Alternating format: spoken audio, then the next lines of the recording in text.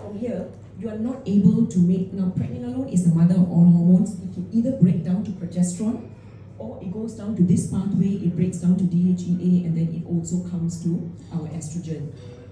So the highlight here is basically we cannot keep our cholesterol too low. If our cholesterol levels are too low, it's going to impact our hormones. Okay? Okay, so what's the function of estrogen? So think about estrogen as basically, when you talk about memory, short-term memory loss. So estrogen prevents all this dementia. It's also when you talk about the aesthetics, you talk about the hair, you talk about having all this collagen, you don't want a saggy skin. That's also estrogen. When it comes to the heart, now post-menopause, most of the people, they think that women, they succumb to cancers. No, it's not that. It's actually the heart disease. So that comes to the function of the estrogen. It actually protects the heart. Okay? And then what else? So when you talk about the bones, it prevents osteopenia, osteoporosis. So therefore, it makes your bone very fragile, and any slight fall fractures. So estrogen and progesterone, the balance, actually it prevents that. Okay? And when you talk about preventing cancer and all that, it's all the balance. Too much of estrogen puts you at high risk. Too low post-menopause, the kind of estrogen that our body produces is E1. So E1 is not that good. I think it's a bit warm, babe. Yeah, okay, all right. And I think just now the door was open, so now it's closed, it will cool down. Okay, so that's it. And then you talk about, fertility and all that, secondary sexual characteristics. That's all when you are young, the teenage and all. So this is just an overview, the type of estrogen. So estradiol was all the benefits I mentioned just now. And then estriol, this is the good estrogen. So this one, it lubricates your eyes, your vagina, so it doesn't come dry. Now, estrol, this is the one that is produced once we menopause. So this is not so good estrogen. So if you have a family history of any cancer, it puts you at a higher risk. Okay? So that's about the estrogen. So it influences everything, right? So we spoke about this already. Now, the estrogen levels, it start to decline once we're 35 and above. So that is just the very the physiological function. But as well, a lot of women have estrogen dominance. So the dominance is for what I mentioned just now, because of our environment. Now let's come to, when you talk about the deficiency, the first thing when a woman hits menopause, basically hot flushes, and then the fatigue comes in, the libido goes down, vagina becomes dry, and then the memory.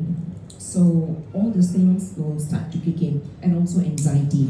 So there's a balance between the progesterone as well as the estrogen. So, together the progesterone and the estrogen, it, as I mentioned just now, here is basically highlights on the bone, the importance of it to prevent the osteopenic osteoporosis.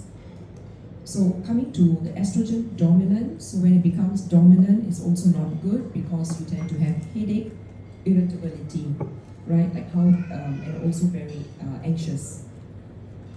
Weight gain, too much estrogen, too low estrogen, you can also have weight gain, okay? And then it comes to all those PMS symptoms. So before the period, we tend to get headache, we get irritable, we have heavy periods, and then painful periods. So all those are estrogen dominance. And then when you go in to see gynae, so a lot of them will end up having fibroids, endometriosis, polycystic ovarian syndrome. So all these are signs of estrogen dominance. Okay, so now having a healthy liver plays an important role because liver is our detox organ. So if let's say your liver is not functioning well, then whatever that's in the environment that you consume, it will not be eliminated or excreted, and then that can also be one of the cause of estrogen dominant. Okay. Now, when you have the estrogen dominant, so this is basically the risk. You can have hormonal cancer, autoimmune conditions. Candida is something I think a lot of women we tend to also battle with because the thrush is a common problem, right? Now, I spoke a lot about just now estrogen dominance. So what happens is when you have the estrogen dominant, now the other counterpart is actually the progesterone. So progesterone will be low. So between the two, estrogen and progesterone, the common scenario is the estrogen levels are here, the progesterone level is here. So most of the time, the progesterone levels are low once we are 35 and above. Okay? So now the importance of the progesterone is basically it keeps the woman calm. It helps us to sleep. So when you have sleep issues, we have to think of progesterone. When we become very anxious, we have to think about progesterone. Okay? So you know there are certain neurotransmitters. So hormones actually influence our neurotransmitters. When we talk about progesterone, we think about GABA. So GABA is the neurotransmitter that keeps us calm. We feel more relaxed. It's a natural tranquilizer, natural anti-anxiety. So there again is the yin and the yang. We have to balance that. Okay?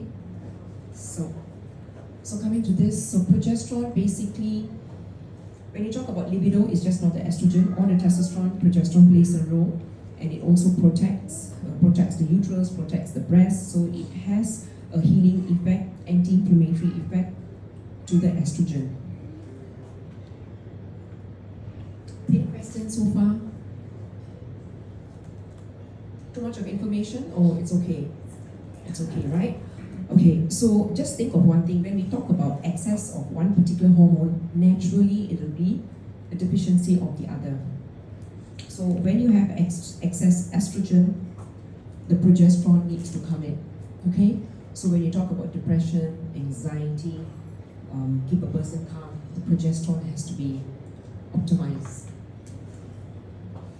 And it prevents all that, whether it's fibroids, endometriosis, PMS symptoms. So when the progesterone is deficient, you have all those like headaches. So it makes you estrogen dominant. So you have all these issues as I mentioned earlier. Okay, that's it. So these are all the PMS symptoms, and also when your breasts tend to be very tender, part of PMS, always think of the progesterone is already low. Okay? Mood swings, weight gain. Okay, I'll come to the treatment part later. Now, what I want to do is actually just talk a little bit on the perimenopause and menopause.